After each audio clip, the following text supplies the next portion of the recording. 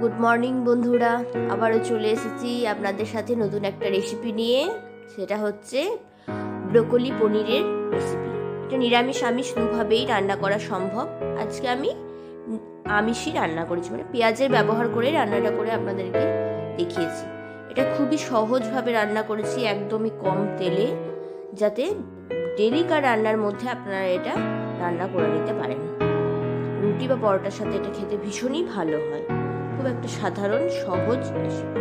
চলুন সেটা আপনাদের সাথে শেয়ার করে নিই, কীভাবে আমরা এই রেগুলার রান্নার মধ্যে এটাকে রান্না করে নিতে পারি।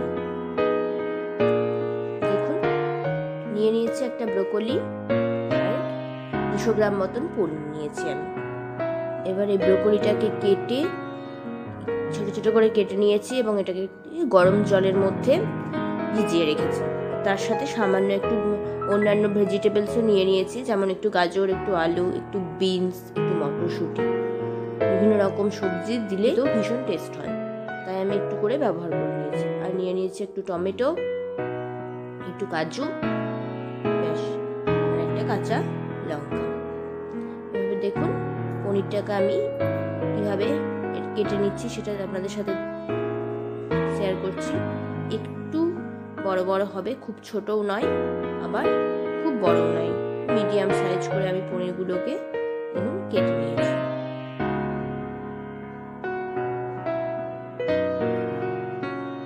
সমস্ত পনিরগুলোকে একে একে কেটে নেব একইভাবে।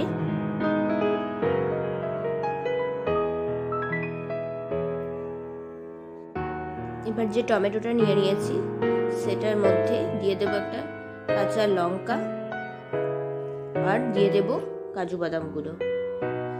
এরপর এটাকে একটা পেস্ট আমি বানিয়ে নেব।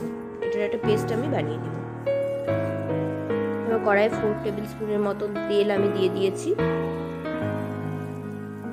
এটা আমি সর্ষের তেলই ব্যবহার করেছি। আমি রান্নায় সাধারণত সর্ষের তেল ব্যবহার করতে বেশি পছন্দ করি, তাই আমি এই রান্নাতেও সর্ষের তেলই ব্যবহার করেছি। পনিরের টুকরোগুলো একে একে তেলের মধ্যে দিয়ে দিয়েছি।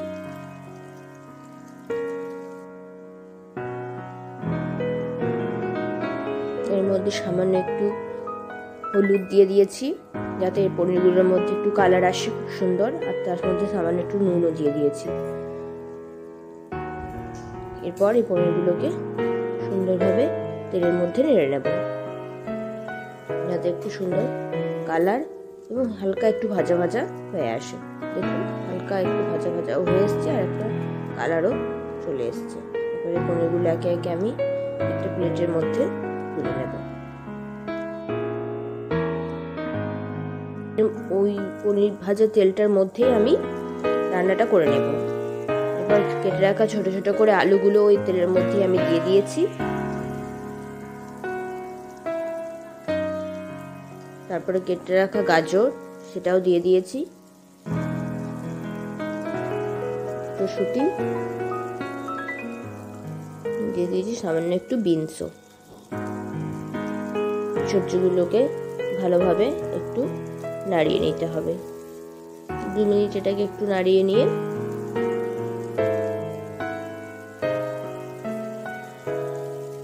গরম জলে ভিজিয়ে রাখা ব্রোকলিগুলো এর মধ্যে আমি দিয়ে দেব।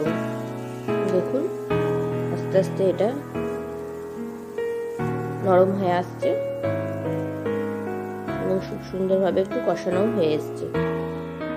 এর মধ্যে একটু ঢাকা দিয়ে দেবো, যাতে সবজিটা আরো একটু নরম হয়ে যায় এবং একটু সেদ্ধ হয়ে যায় ভিতর থেকে। এইভাবে ঢাকা খুলে দেখুন, আবারও নাড়িয়ে নিতে হবে। সবজিটা বেশ কিছুটা নরম হয়ে এসছে।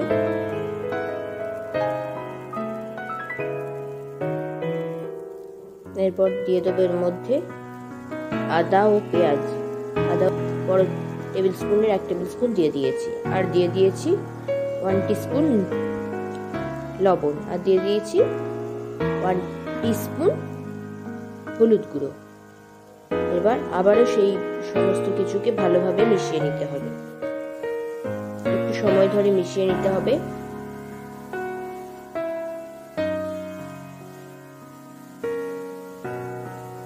এবং সবজির সাথে মিশে যায়।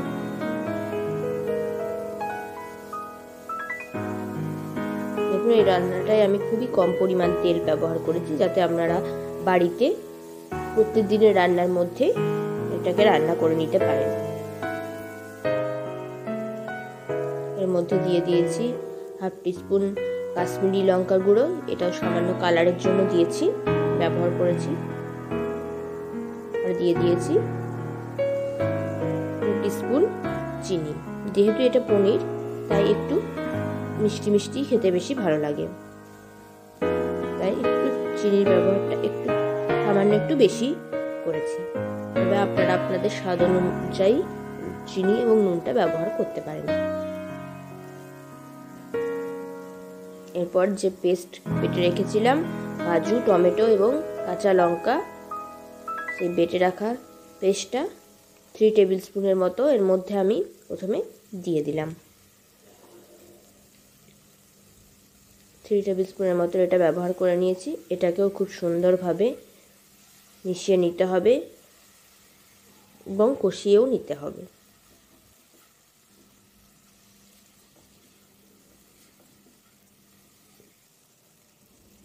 একবার এর মধ্যে মিক্সির জার ধোয়া জলটা ব্যবহার করে নিয়েছি।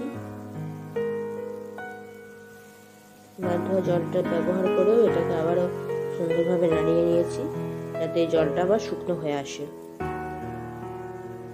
যখন জলটা প্রায় আবার শুকিয়ে এসেছে এবং একটু তেল ছাড়ো ছাড়ো হয়ে এসেছে, তাহলে মশলাটা প্রায় কষা হয়ে গেছে। আবার খুব সুন্দরভাবে নাড়িয়ে নিয়েছি এবং এর মধ্যে ব্যবহার করেছি ক্রাশ করা 1 টিস্পুনের মতন কাসুরি মেথি। ব্যবহার করা ভীষণই ভালো।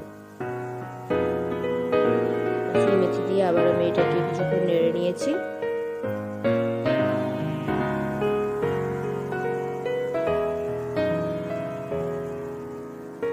এর মধ্যে দিয়ে দেবো জল, দিয়ে দিয়েছি এর মধ্যে। আপনারা চাইলে গরম জল ব্যবহার করতে পারেন, আমি এখানে গরম জলই ব্যবহার করেছি। এবার এটা কিছুক্ষণের জন্য 10 মিনিটের জন্য ঢাকা দিয়ে দেব। দেখুন 10 মিনিট পর ঢাকা খুলে খুব সুন্দর কালার এবং টেক্সচার এসছে। এবার এর সাথে পনিরগুলো একে একে আমি সমস্ত পনিরগুলোর মধ্যে দিয়ে দেব।